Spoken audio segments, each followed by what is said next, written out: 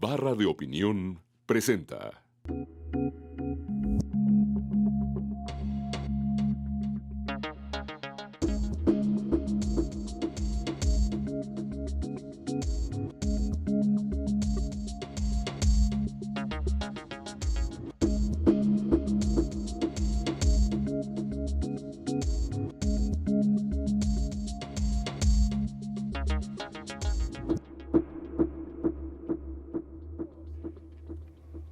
Hola, muy buenas noches. Qué bueno que nos acompañan en esta nueva emisión de Entre Tres. Desde hace unas cuantas semanas hemos tenido el gusto de recibir en esta mesa aspirantes a la presidencia de la República. Todavía no los podemos anunciar como candidatos o precandidatos, pero sí gente que desde distintas trincheras han levantado la mano y han dicho: quiero buscar la candidatura de mi partido. Ya han estado aquí Santiago Krill, estuvo aquí Josefina Vázquez Mota, y hoy tenemos el gran gusto de recibir a Manlio Fabio Beltrones, que también ha levantado la mano para decir: yo quiero buscar la candidatura de mi partido. Gracias, Jesús. Muy buenas noches. Y gracias por el pronóstico, además, pero sí, yo he dicho que me interesa mucho participar en esta selección que deberá de haber dentro de mi partido para encontrar un candidato a la presidencia de la República, pero antes, y no es materia simple de discurso, me interesa mucho la discusión dentro de mi partido. ¿Para qué queremos nosotros ganar la presidencia de la República en el 2012? Y en ese proceso estamos. Pero el PRI tiene poco hábito de eso. Yo creo que podríamos reconocer que, digamos, hay culturas deliberativas en el país. Yo creo que el PAN tiene una cultura deliberativa pública. El PRI no tiene una cultura deliberativa y parece incluso que desde el PRI se ve como amenaza discutir adentro y como una especie de peligro de que pueda mostrar ciertas fracturas que mejor no exhibir, ¿no? Desde alguna parte del PRI, ¿verdad? No desde todo el PRI, porque yo creo que dentro del PRI habemos muchos que ya aprendimos de la derrota del 2000 y del 2006 y que nos gustaría mucho en el 2012 mínimamente construir una verdadera opción de un gobierno distinto al que se ha sustentado en la posición unipersonal del presidente de la República en turno. Y nos gustaría también que discutiéramos qué pensamos hacer si volvemos a recuperar la confianza de los mexicanos en una elección como la del 2012, porque de lo contrario volveríamos quizá a hacer gobiernos iguales, similares, y en el 2018 volveríamos a perder. Se trata de cambiar las cosas. Ahora, hay una lectura dentro de tu partido que mejor no le discutamos, porque lo que aprendimos del 2000 y del 2006 es que no haya divisiones, que no haya procesos electorales, que haya una cargada alrededor de un señor, en este caso el que va adelante, que es Enrique Peña Nieto, y eso nos ahorra los desgastes que sufrimos en los dos procesos electorales previos, y para algunos esa es la enseñanza. No ponerse a discutir para ver para qué quieren el poder. Es una enseñanza un poco renovada por la experiencia muy reciente del Estado de México, ¿no? Es decir, vamos a esperarnos que haya uno que va adelante y todos los demás lo aplauden y lo siguen. Pero el Estado de México fue distinto, ¿no? O sea, de alguna manera hubo varias caras que se estuvieron asomando. Pero nomás se asomaron. No, pero fueron abiertos.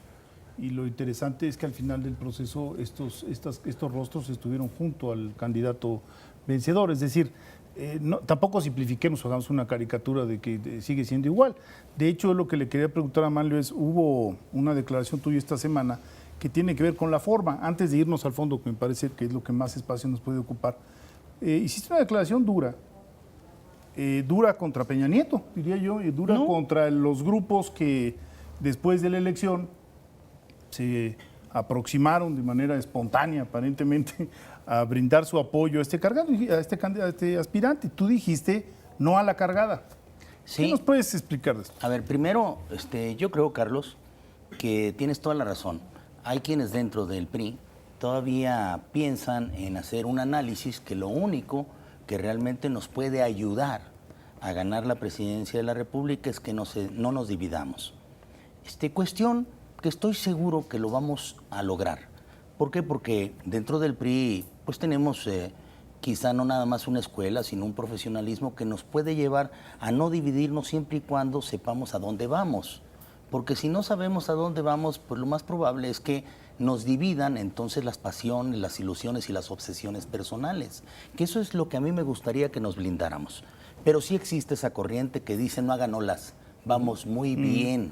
Como si eso fuera la solución al problema que tiene este país de la falta de crecimiento económico, de desempleo, de inseguridad, de la falta de competencia, que es lo que realmente debe de distinguir al partido. Y por el otro lado, aquí, Federico, sí, yo hice una declaración al respecto de lo que puede estar sucediendo cuando hay quienes dentro del PRI tratan de reeditar viejas prácticas, como si la cargada o la ilusión de lo que pudiera ser el tapado en el partido fueran la solución en este problema.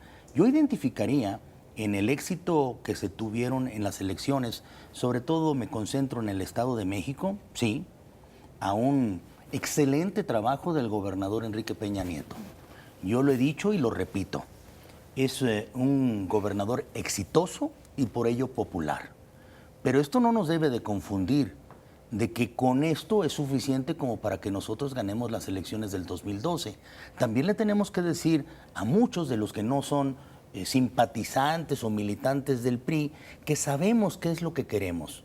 ¿Qué vamos a hacer si ganamos en el 2012? Y en esto Enrique coincide con la posición, la hemos platicado en distintas ocasiones. Quizá nos haría mucho bien alejarnos de aquellos que quieren simplificar el tema. ¿Se trata de simple popularidad o se trata realmente de poner sobre la mesa lo que nosotros deseamos que suceda después de las elecciones del 2012? Pero las elecciones son popularidad. Es una combinación, ¿no, Jesús? Pero finalmente las elecciones se ganan con popularidad. Y en ese sentido sí hay una ventaja que parece muy señalada del gobernador del Estado de México y que dirían muchos dentro del PRI, bueno, está esta idea de cuestionar esta candidatura puede ser en contra de nuestras digamos, posibilidades de ganar, de recuperar el poder. Pero no es cuestionar la candidatura, ¿no, Jesús? Entonces, yo quisiera ponerlo sobre la mesa, que lo único que buscamos, muchos de nosotros, es que no reeditemos esas prácticas. Si vamos tan bien, ¿por qué tenemos que simplificar este tema y no verdaderamente ponerle sobre la mesa un plus? Popularidad, pero al mismo tiempo rumbo. ¿Qué rumbo le queremos dar a este país? Yo no quisiera que esto se redujese a poder agarrar una matraca, tronarla y decir, viva el candidato, sino que es tal el momento de frustración que tenemos, muchos de los mexicanos, que no vemos crecimiento económico, empleo y que vemos la inseguridad, que necesitamos también poner sobre la mesa qué es lo que vamos a hacer con responsabilidad. Imagínate popularidad combinada con responsabilidad, seremos invencibles. Pero eso me parece muy razonable, pero eso tiene que aterrizarse en un procedimiento. Sí. Tiene que haber, digamos, después de una deliberación, tiene que haber un partido que toma una decisión. ¿Cómo se toma esa decisión? Esa es, me parece, la determinación clave para el PRI. Una decisión clave que me parece que sí es una decisión riesgosa en un partido que no tiene una cultura de deliberación pública, ni tiene una cultura de decisiones democráticas al interior que terminan con cohesión interna. Sí, pero yo sí creo que podemos trabajar. ¿Cómo aterriza esta propuesta? Que me parece un poco, digamos, en el aire. Sí, sumarnos simplemente a lo que pudiese ser lo aparentemente inevitable, que es que el PRI gane las elecciones del 2012, no sería suficiente para muchos de los que pensamos que no nada más debe haber un cambio de un partido político a otro, sino que debe haber un cambio en el régimen político después del 2012, considerando que lo que tenemos ahorita no funciona. Lo que no funciona en este momento no es el presidente en turno, que puede estar haciendo todo lo que sea posible dentro de su inteligencia, su cultura y su habilidad para alcanzar acuerdos. Lo que no funciona es un sistema que no nos acerca a los acuerdos, que nos tiene todavía en aquella vieja tesis que los acuerdos están más cerca de la concertación, como se inventó aquella frase, o los acuerdos en lo oscurito, o algunas otras fraseologías que nos llevaban a hacer cuchupos o tranzas,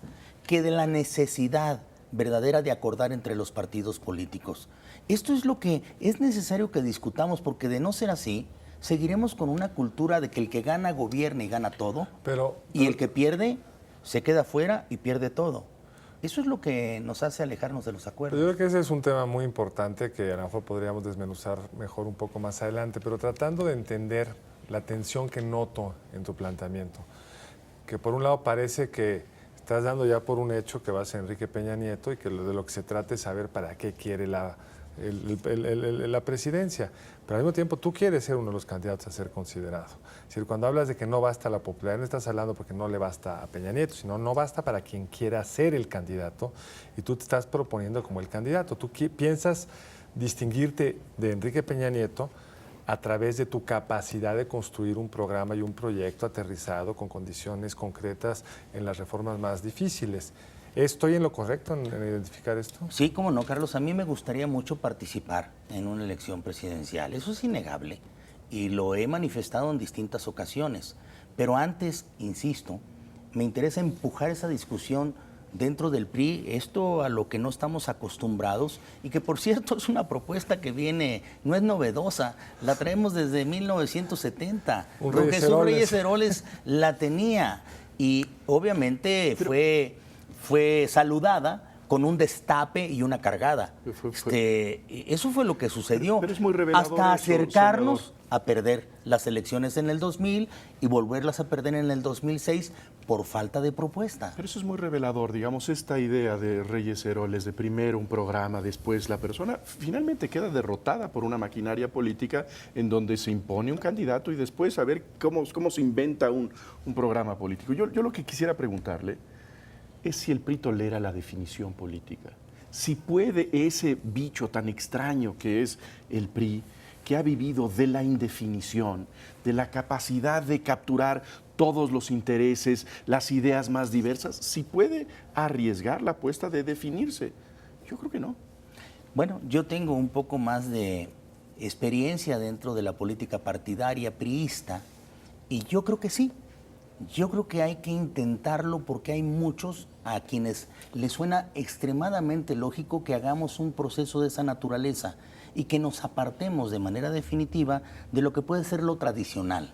Encontrar un candidato que posiblemente pueda ser el que nos acerque a unas elecciones exitosas, aunque después no tengamos forma de garantizar un buen gobierno.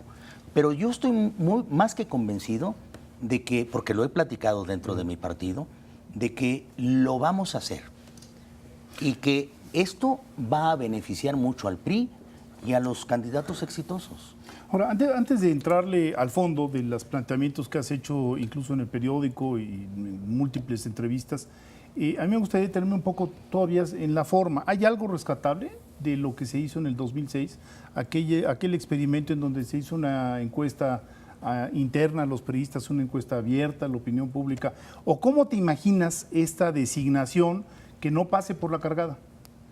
Bueno, me la imagino y mucho, sobre todo si ponemos, después de ponernos de acuerdo, después de encontrar un acuerdo en el rumbo que el PRI le tendría que dar al país en el caso de obtener nuevamente la confianza de los mexicanos, en un proceso interno que encuentre también la participación de los consejeros políticos estatales y nacionales en conjunto, en voto libre, directo y secreto.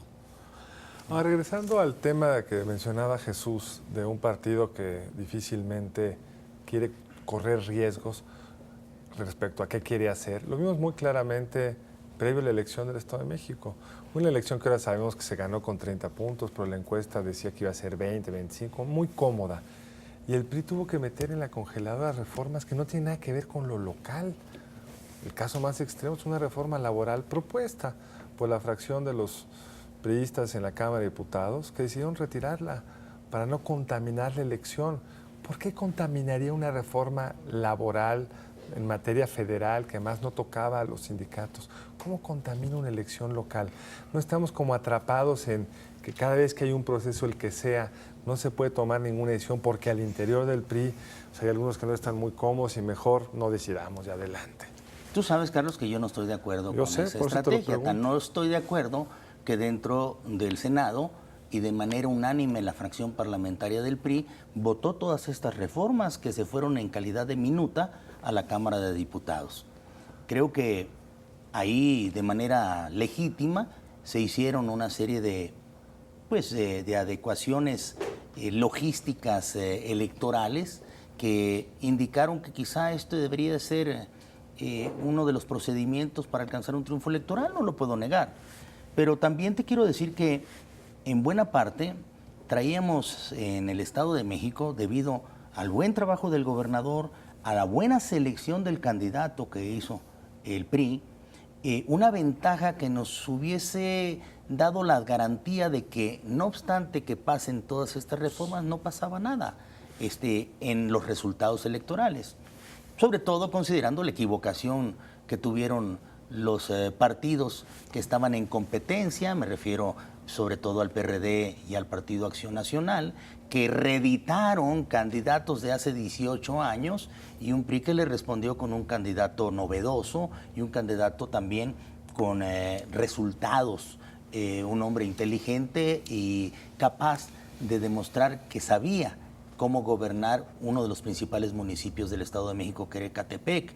Pero adicionalmente de que rompieron una lógica los otros dos partidos políticos de ir en alianza electoral como la que les había dado algún triunfo electoral en otros espacios.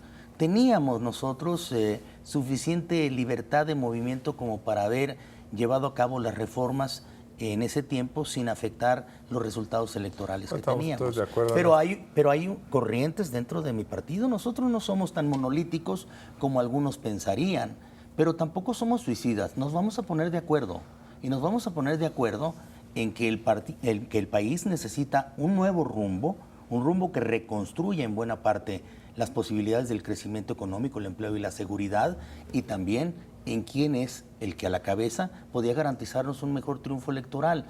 Esto Regresamos con esto. De seguridad va a suceder. Regresamos con esto. Estamos discutiendo con Mario Fabio Beltrones propuestas, razones por las cuales quiere ser candidato a la presidencia. En un momento más de regreso aquí en ET3.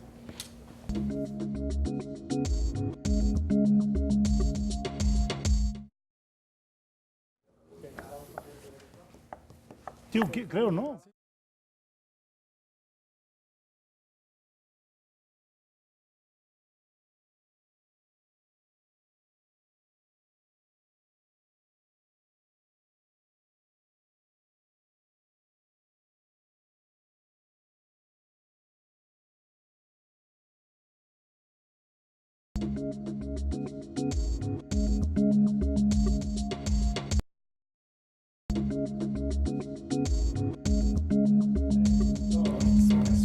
Es poco común que los políticos definan ciertas posiciones públicamente.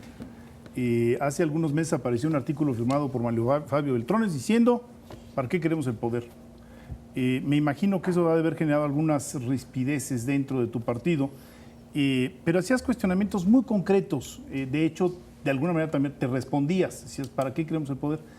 ¿Podrías reproducir esas tesis? O sea, sí, más que cuestionamientos dentro del PRI, Federico, lo que trajo fue algunas incomodidades de aquellos que desde adentro del PRI piensan que es suficiente el que no sea un gobierno de resultados, que entonces obligue a buena parte de los ciudadanos a pensar en un gobierno distinto por otro partido político, aunque no sepa qué propone. Yo estoy más que convencido, Federico, que si nosotros a esto que es la insatisfacción por parte de los mexicanos sobre los resultados obtenidos en los últimos años con gobiernos distintos al PRI, le ponemos un plus, que es una ruta, un rumbo de México bien definido y que podamos sostener para poder invitar no nada más a los priistas, sino a la sociedad en su conjunto a que se sume, a que puede ser un programa... ¿Cuál es ese rumbo? Aterricemos tema por tema. ¿Cuáles serían ese...? El primero es lo que hoy tenemos como sistema político, como régimen político, ya no nos resuelve los problemas de los acuerdos, o sea, el problema al que nos ha llevado el desacuerdo entre los partidos políticos. Tenemos que generar un sistema que nos acerque a los acuerdos, que premie los acuerdos, no que los castigue. Yo, lamentablemente, dentro de mis propuestas adicionales de lo que pudieran ser las cartas ciudadanas, aquellas que promueven más poder para los ciudadanos que para los partidos políticos y los políticos, llevaba también lo que debe de ser gobiernos de coalición en el futuro, que nos obliguen a los partidos políticos a alcanzar ¿Y cuáles son esas los mecanismos mayorías para alcanzar esas mayorías cuando no las hay? Imaginemos la actual distribución de poder.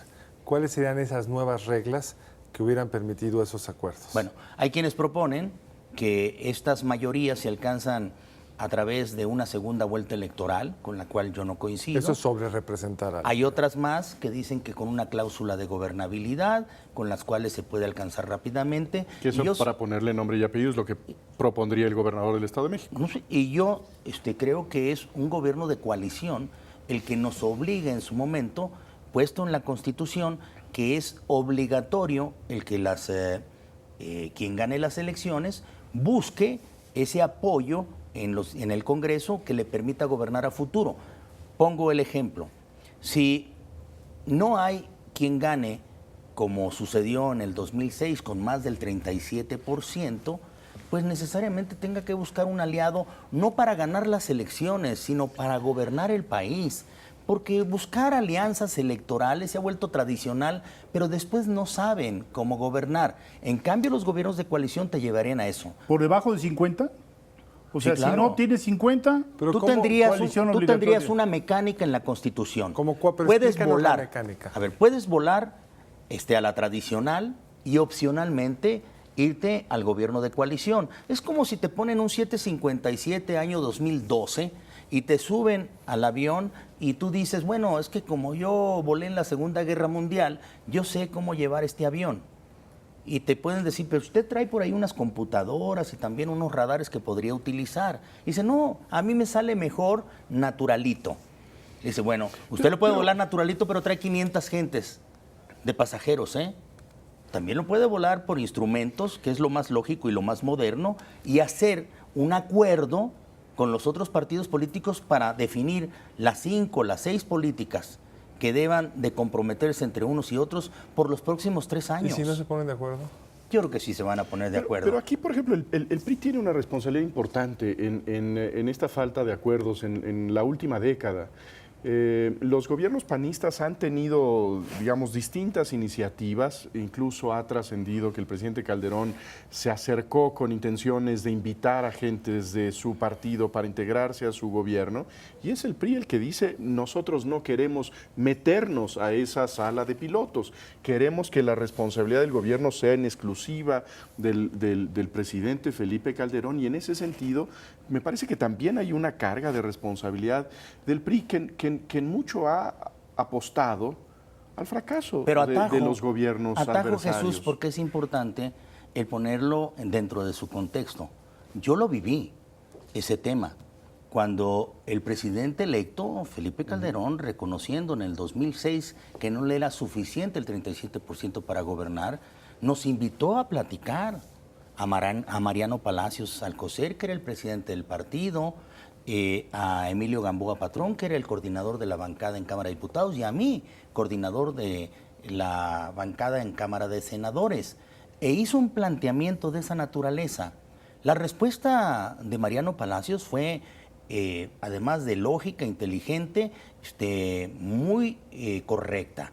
Y le dijo, presidente, si se cambia la Constitución y se habla que pueden haber gobiernos de coalición, con mucho gusto platicamos con usted de cómo conformar un gobierno.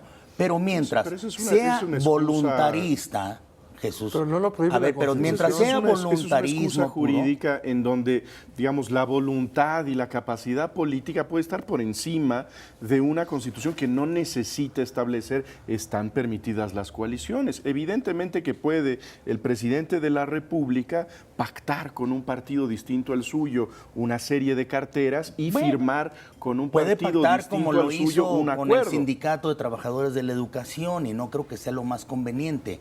Lo más más importante es que esto sea legal y que con ello podamos transitar. El voluntarismo no nos ha asegurado que tenga una continuidad y que tenga una lógica. Vamos, lo podremos decir, en la época del presidente Ernesto Zedillo, supuestamente pactó con el Partido Acción Nacional la Procuraduría General de la República, que le duró, me parece que hasta que la PACA quiso. Sí, yo creo que fue un mal experimento bueno, de un experimento realmente fallido. Pero lo puedes poner en la... Y el que se quema con leche hasta el coco que le sopla. En este caso, ¿por qué no vamos a normalizar una posibilidad de gobiernos de coalición puestos en la Constitución? Traemos una cultura de muchos años que nos hace desconfiar del voluntarismo. Pero, sabemos, senador, que dura hasta que el presidente quiere. Pero, senador, si está en la Constitución y la PACA se aparece, también se rompe la coalición. Hemos visto en muchos otros países. Pero tú acercas más fácil a los partidos políticos y sus resistencias naturales que vienen cobijadas de una experiencia histórica, a que acuerden antes de que vean sus diferencias premiadas, ¿no? A ver, gana el PRI la presidencia de la República con 40% de la votación. Y esta reforma ha cruzado y ya tenemos la posibilidad constitucional de ir a una coalición. ¿Cómo se vería el panorama? ¿Acude a qué? ¿A la segunda fuerza o la tercera fuerza? ¿Cuál es la mecánica? Selecciona cuál es la mecánica, porque se lo estamos diciendo a un auditorio que es básicamente presidencialista, sí, que no ha visto ese sistema, ha visto estas alianzas obscuras entre el Sindicato Nacional de Trabajadores de la Educación, en donde le dan la Secretaría de Educación Básica, el ISSSTE, y después aparece que se pelean y que se pidieron dineros mutuamente, etcétera. Pero ¿cómo sería esta mecánica de funcionamiento? ¿Se pacta públicamente con un partido político y se entregan carteras? Puede acudir a la segunda, a la tercera fuerza o a algún partido que pueda ser bisagra para poder construir una mayoría que le permita gobernar. Y voy a poner un ejemplo, Federico. Desde hace cerca de 2 años, en Cámara de Diputados dijeron que ya el PRI con el Verde constituían una mayoría que no necesitaban al PRD, al PAN y a los demás partidos políticos. Y esto no ha funcionado porque al final de la jornada, pues no se tenía una idea de qué era lo que iban a construir realmente con esa alianza en Cámara de Diputados, que por cierto, no incluía Cámara de Senadores, porque el PRI y el Verde en Cámara de Senadores no hacemos la mayoría.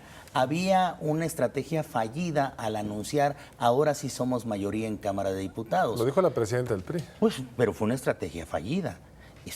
Yo quiero ser autocrítico porque si no, seguimos ocultando lo que es la verdad. Y en este caso, puedes acudir a la segunda o a la tercera fuerza. Puse 40% nada más para explicar, porque no hay un partido político que tenga 10% de los chiquitos. Entonces tendría que ser la segunda o la tercera para pasar el 50%. Veríamos el fenómeno, a ver qué es lo que resuelve en el 2012. Entonces tendrías que buscar a la segunda o la tercera o aquella con la que más te parecieses a que puedes construir políticas públicas que se identifiquen unos y otros, que creo que es posible que se lleve a cabo. Estas reformas para afectar el proceso electoral ya no se pudieron, los tiempos ya nos ganaron. Se puede pensar en constituir un mecanismo distinto hacia el futuro gobierno, pero después de los resultados que tuvo el PRI en el Estado de México, no tendría por qué pensar en gobiernos de coalición, tendría que estar pensando en usar la ya existente cláusula de mayoría. Hay una a partir de un umbral del 42%, que hoy el PRI está en condiciones de llevársela. ¿Para qué querría estar pensando en esto? Es posible, ¿verdad? Y con esto quizás resuelves momentáneamente lo que te está diciendo la lógica electoral en el caso de que el comportamiento sea similar en los próximos 12 meses. Que no sabemos qué es lo que va a suceder, pero a mí me gustaría más apostarle a lo que puede ser la certeza de cómo garantizar un gobierno, no nada más en el 2012, sino posteriormente. Ir a esa verdadera transición en la que no hemos más que hecho discursos alrededor de la misma. Y por eso yo sí creo que el PRI, con la confianza que puede estar rescatando de un electorado, debería de intentar poner sobre la mesa reformas de fondo que le permitan mejor gobernabilidad en el futuro. Pero el PRI no es un centro de reflexión, el PRI no es un instituto académico, es una cazuela de intereses. Y antes que tener o al mismo tiempo, no sé, pero junto con la idea de tener una propuesta de futuro, es un espacio muy denso de intereses políticos. Y esos no parecen ser intereses con talante reformista. Es decir, ahí lo que hay dentro de ese partido es un amasijo enormemente complejo que está entreverado con un proyecto contrario al reformismo. En ese sentido, parece muy poco persuasivo que el PRI pueda plantearse como un partido que mira hacia el futuro con la idea de reformas, cuando lo que tiene adentro pues es una de las confederaciones de vetos políticos más poderosos del país. Pero no te quedes detenido en el PRI.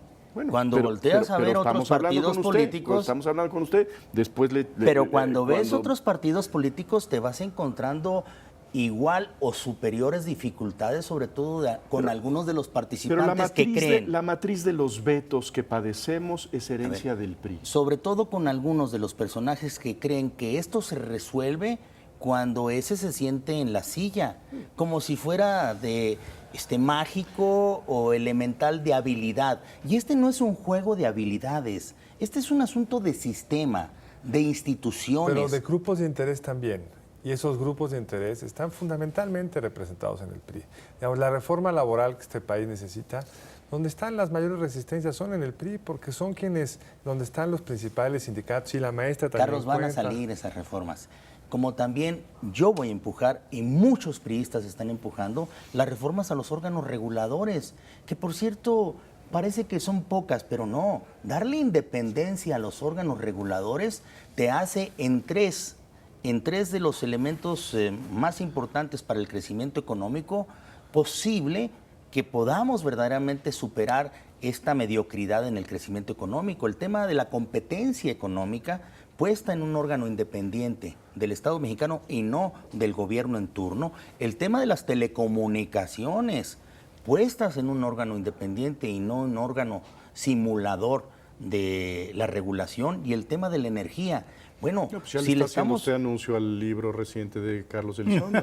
Es que él desde hace tiempo viene empujando esas reformas y creo que en algún momento llegamos a discutirlas e incluso a disentir al respecto, pero posteriormente a construir en el acercamiento de las ideas la necesidad de esos órganos reguladores. Regresemos al tema del PRI.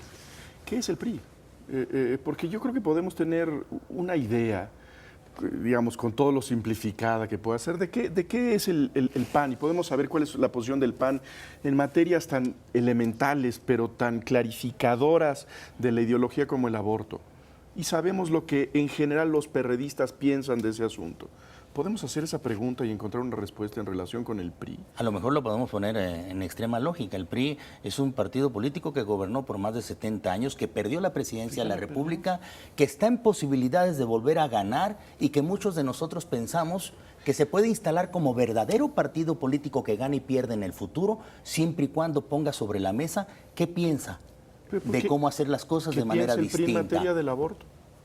Yo creo que se han fijado distintas posiciones dentro del PRI, se han fijado distintas posiciones dentro del PRI, pero habría que ponerlo también sobre la mesa en hacia dónde tenemos que dirigir este país. ¿Cuál va a ser la política pública de salud en ese aspecto? ¿Qué política pública vamos a tener en el tema del combate a las drogas? Tienen ciertas Jesús? Banderas, ciertos emblemas que son brújulas, que nos permiten ubicar a los partidos. Por ejemplo, ese. En todo el mundo hay un eje de definición. El partido tal está a favor de la legalización, la despenalización del aborto. Y creo que es algo que en una sociedad moderna debemos pedirle a nuestros partidos políticos. Cuando vamos hacia el PRI, lo que encontramos es la nata de la indefinición. No, en esta parte nosotros teníamos perfectamente definida nuestra posición. Era a despenalizar han votado el aborto para hacerlo en algunos punible. de los eventos en los cuales se comprometía no nada más la ética, la fama o la salud de la mujer. Y lo teníamos muy definido. Posteriormente, en los radicalismos, de decir despenalización total, ahí es donde empiezan las divisiones. Pero en fin, el PRI es un partido no monolítico, en donde estamos discutiendo, quienes más interesados estamos en que fije una posición, lo que debe de ser el futuro en el caso de que nosotros ganemos la presidencia de la República. Hay algunos otros, no sé si muchos, pocos, suficientes, que no les interesa esa discusión, les interesa más lo que un partido político que gobernó por muchos años desea tener en el 2012, un nuevo triunfo electoral. Pero muchos pensamos que no es suficiente. Bueno, tenemos que hacer una pausa, regresamos muy pronto.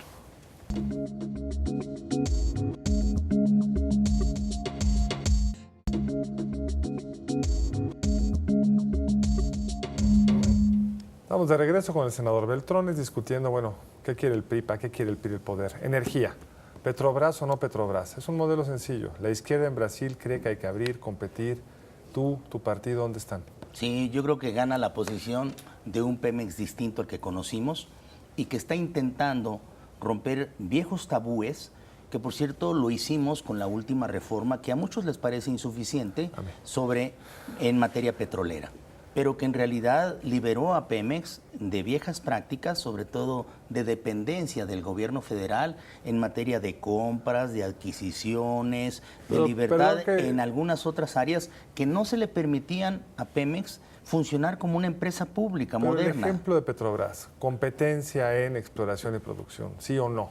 Bueno, hoy tenemos también, mediante esta reforma energética, la posibilidad de contar con contratos incentivados que a lo mejor no se han puesto en marcha lo suficiente como para demostrar está si funciona o no rezagadísimo, funciona. pero la pregunta es como muy concreta. ¿Competencia, sí o no? Claro Puede ser, que competencia, pero no nada más competencia, Carlos, transparencia. Ah, por supuesto. Ojo, porque si no hay Pero transparencia... es la competencia la que te lleva a la transparencia. No, y es la transparencia la que te lleva a competir con las mejores, porque en el caso de que nosotros sigamos con la falta de transparencia en Pemex, ¿cómo proponer que Pemex en algún momento pudiese incluso cotizar alguna parte de Es que sus para acciones? cotizar tienes que verte transparente. Pues transparente, entonces, Pero eso es lo ¿qué que es lo primero pero que eso es tiene lo que que te buscar? moviliza. Si tú dices, voy a hacer esto y voy a cotizar en bolsa, ya sabemos cuáles son las reglas para cotizar. Sí, y entonces Te obliga la a ser modernización transparente. viene natural al hacerlo A ver, transparente. pero, o sea, una cosa es la posición del PRI y otra cosa es tu posición. ¿Tú crees que la reforma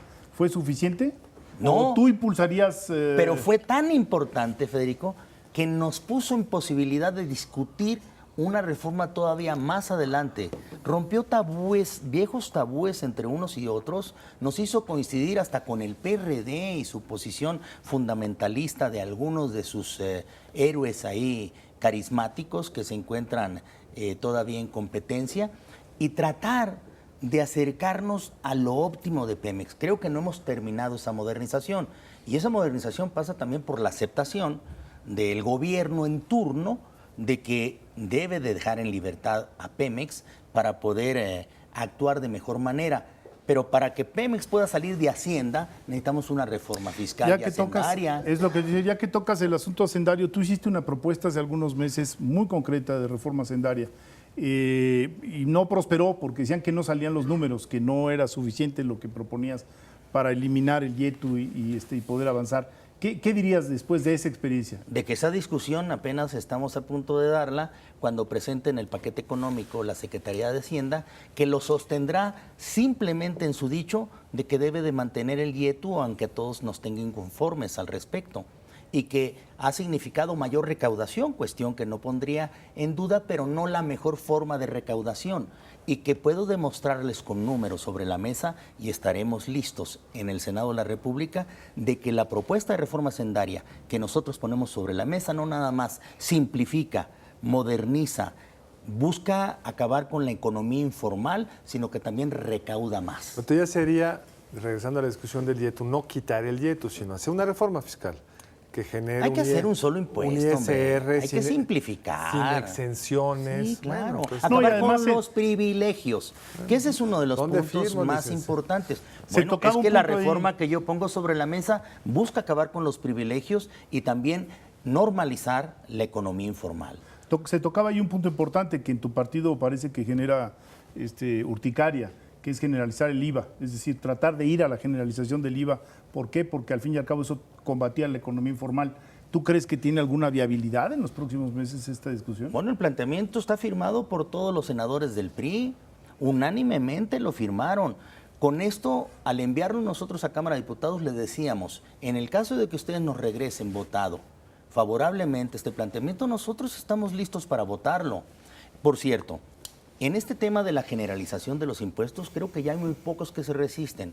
Lo que pasa es que estamos buscando cómo acompañarlo en momentos en los que hay tanta desigualdad y pobreza, con algunos elementos también que le permitan a estos librarse del mismo impuesto al valor agregado.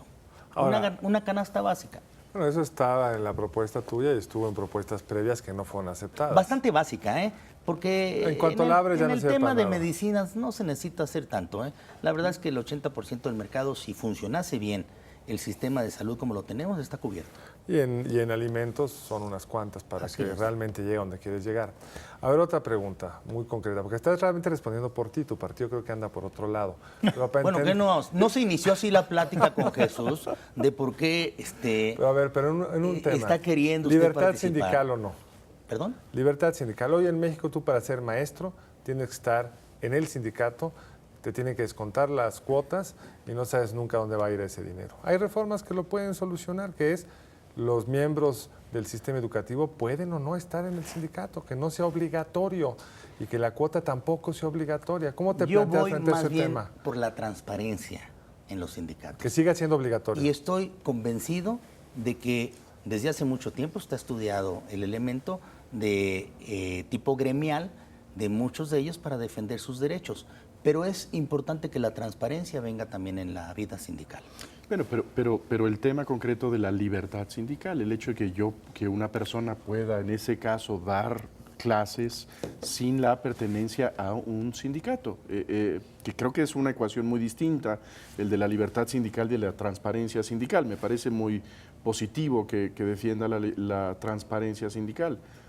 Yo Pero sí no tanto defiendo libertad. la vida sindical. Lo pongo sobre la mesa ¿Pero qué al quiere decir respecto eso? de que tengan no nada más el derecho, sino en buena parte la obligación de agremiarse Que sea a obligatorio, un que no haya sindicato libertad. que defienda en buena parte lo que son sus derechos gremiales, porque de lo contrario, pues entonces estaríamos abriendo una puerta también a algunos otros propósitos muy distintos a lo que pudiera ser la educación. Pero en fin, yo estoy por la Transparencia. pues por la transparencia, y en este tema de la libertad sindical la concentraría en el derecho que tienen todos ellos a agremiarse en un sindicato.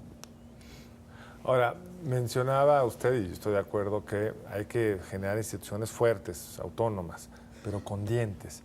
Y uno de los temas que más dificulta en México regular es el amparo. Hubo una reforma en materia fiscal que quedó atorada en el Senado, que quedó atorada en el Senado un poco también porque a usted no le gustaba, y tenía el enorme virtud que iba a desaparecer uno de estos graves mecanismos que abusan muchos de usar el régimen judicial para litigar la constitucionalidad de los impuestos. Y ahí está atorada y le va a costar mucho dinero al gobierno por una serie de fallos recientes de la Suprema Corte. ¿Dónde estamos en esa materia? ¿Dónde está usted, senador, en esta materia? Muy avanzados, sobre todo porque hemos hecho una reforma constitucional y falta entrar a la reforma legal en materia de amparo. Un amparo modernizado como nunca. Esta es una figura que a nosotros nos había hecho famosos en el mundo, pero que ya sufría enormes rezagos. La reforma constitucional en materia de amparo verdaderamente es un hito en la historia de México, que por cierto se suma a la reforma constitucional en materia de derechos humanos y que se suma a la reforma constitucional en materia de acciones colectivas y que juntos con todos ellos hacen un paquete de derechos que nunca se habían alcanzado en México. En materia de ley secundaria entraremos entonces a estos aspectos para que se generalicen entonces los efectos de lo que pueda hacer el amparo en materia fiscal. Entonces le entrarán a materia fiscal. Así, claro. Seguramente la conversación está siendo muy desordenada, pero se nos está terminando ya el tiempo y no podemos dejar de hablar del tema más dramático del momento, que es el tema de la inseguridad. ¿Qué continuidad y qué distanciamiento podría haber en su planteamiento para enfrentar el tema de la inseguridad en el país? ¿Qué es rescatable de esta estrategia del presidente Calderón y qué hay que cambiar? Lo rescatable es la voluntad de ir hasta el final y sus últimas consecuencias en el combate a la delincuencia organizada y al narcotráfico. Esto creo que ningún partido político se atrevería a dar no nada más un paso atrás, sino lateral. Todo debe ser hacia adelante. Pero de manera más ordenada, quizá muchos estamos pensando. Esto debe de referirse más que al voluntarismo del presidente en turno, a políticas públicas que sean permanentes en el tiempo, que el esfuerzo de estos años no se pierda porque llegue alguien con una idea distinta pero muy personal. ¿Qué queremos? ¿Políticas públicas, políticas del Estado o políticas personales de cada uno de los presidentes en turno? Yo creo que queremos políticas públicas. ¿Y cuáles serán en este caso las reformas para hacer esto permanente? Yo estoy más que convencido que los primeros espacios que tenemos que rescatar en una lucha en contra de la delincuencia organizada y el narcotráfico son los espacios físicos que hemos perdido en buena parte de la República Mexicana, como también el monopolio que parece hemos perdido de la fuerza pública y el monopolio del cobro de los impuestos. Es impresionante que hoy en cualquier lugar te cobren derechos de piso o impuestos por gentes que no son parte del Estado. El reto principalísimo al Estado es que ya parecen querer instalar otros estados o otro estado u otros estados dentro del Estado mismo. Una política pública de salud. A ver, pero ¿cuál ¿Qué serían? es lo que tenemos que hacer para que esto permanezca? Otra vez regresamos a algo, Carlos? Gobiernos de coalición que fijen políticas Pero públicas. ¿cuáles serían esas no políticas? personales. Porque estás diciendo y comparto los objetivos de las políticas, pero ¿cuáles serían los instrumentos para alcanzar esos objetivos?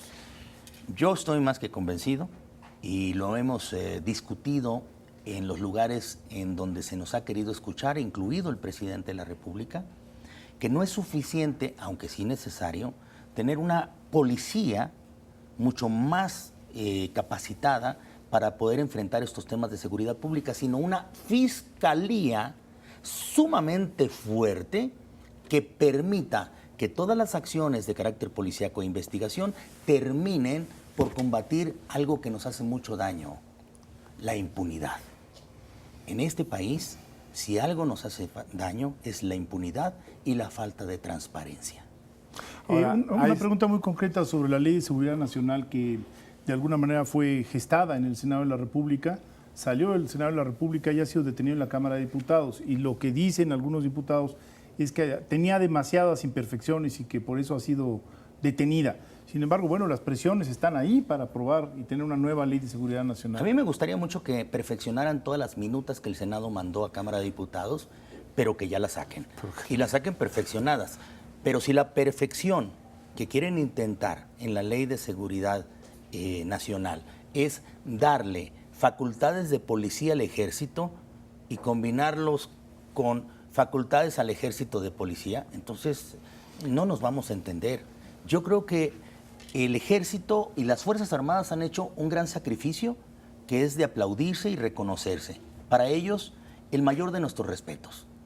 Pero es necesario tener policías que hagan ese ejercicio y no sacar a la calle al ejército que no está capacitada como policía. Ahora, ahí el Senado tiene una omisión también. Es uno de los temas más rezagados en esta lucha es el lavado de dinero. Y el Ejecutivo les mandó una reforma en materia de lavado de dinero. ¿Y nosotros ya la votamos? Ya está. Y la mandamos a Cámara de Diputados en materia de... ¿es minuta? Entonces ya está también en la Cámara de Bueno, Diputados. nosotros ya hemos hecho nuestra tarea. Entonces también se A atora lo allá mejor abajo. nos ha faltado comunicarla, pero tenemos la tarea hecha. Lavado de dinero, reforma política, reforma a los órganos reguladores. Entonces hay un cuello de botella en materia de este país que se llama competencia. Cámara de Diputados. No, ellos pueden perfeccionar lo que nosotros hicimos y estoy seguro que lo van a hacer bien. Pero Estamos no lo han esperando hecho. nada más que nos den materia de trabajo. Pero digamos, en toda la conversación que hemos tenido sí ha habido, digamos, una constante en su diagnóstico del país, que es que hay una mitad del Congreso que está trabajando con eficiencia y hay otra mitad del Congreso, que es la Cámara de Diputados, que está atorando y deteniendo las cosas. Es una mitad, por cierto, que tiene mayoría compuesta básicamente por su propio partido en coalición con el Partido Verde. En algún sentido no se necesita ser astrofísico para unir los puntos y entender que su diagnóstico es que el país está detenido por el gobernador del Estado de México. No, de ninguna manera. Y lo digo tan franco como lo van a escuchar. Alguien por ahí me dijo, es que lo tiene detenido el gobernador o Humberto Moreira, presidente del PRI. Primero, definitivamente, ni Enrique Peña Nieto ni Humberto Moreira son diputados o senadores. Este es un tema que tendremos un poder que definitivo en la dilucidar. bancada priista. Segundo, no podemos ignorar conozco eso. su voluntad, porque le he platicado con ellos, de hacer pasar las reformas y hacerlas pasar perfeccionando también algunas de ellas, de las minutas que ha mandado el Senado. Tercero, algunas de esas reformas no las tiene detenido el PRI. Por ejemplo, la de Seguridad Nacional la detuvo el Partido Acción Nacional, no la detuvo el PRI, y eso lo tenemos que decir. Y algunas otras más no le gustan tampoco a las bancadas distintas al PRI. Busquemos que no identificar en una sola bancada dónde están las resistencias. Más bien, pero yo si creo que la tienes responsabilidad política sí requiere, demanda ubicar quién es el agente, digamos, de ciertos cambios y quién está bloqueando esos Si es una cambios. Yo reforma, creo no que seamos- esa es la política democrática de frente a la ciudadanía, que podamos nosotros tener una ventana en donde asignemos responsabilidades. me parece perfecto. Y para cobremos eso las no se cuentas. necesita ser astrofísico, se necesita nada más conocer cuál es la mecánica y definir perfectamente quién tiene detenidos ¿Y algunas quién de tiene la las reformas. mayoría? Porque si tienes la Nadie mayoría, tiene la mayoría. PRI verde la tiene. No, esa es una lógica que surgió equivocadamente hace 2 años No, pero- porque no tienen las mismas voluntades ni los mismos propósitos unos y otros, ni tampoco son tan monolíticos. Pero ni el Verde ni el PRI son tan Yo monolíticos creo que va en la más Cámara por de eso, Diputados. la falta de unidad dentro del PRI y los grupos encontrados a los que hacía referencia Jesús, que hace tan difícil que cosas que ya transitaron en la Cámara más plural no acaben en esta otra. Qué interesante entonces que pudiésemos intentar los gobiernos de coalición, ¿verdad? O- Cambiar las o prácticas, una sola cámara. las viejas prácticas para meternos a las nuevas. Y estas nuevas prácticas a lo mejor nos dan mejores resultados. Bueno, tenemos que despedir el programa. Ahí lo tiene usted, el senador Beltrones, sus posiciones partidarias, sus posiciones políticas personales, su estrategia de reforma política para el futuro del país y la posibilidad de que al fin y al cabo estemos en el umbral de una nueva forma de vida en nuestro país. De eso se trata. Vamos a la elección del 2012 y al fin y al cabo es un momento de reflexión nacional. Mil gracias por estar con nosotros. Nos vemos el próximo lunes en Entre Tres. Buenas noches.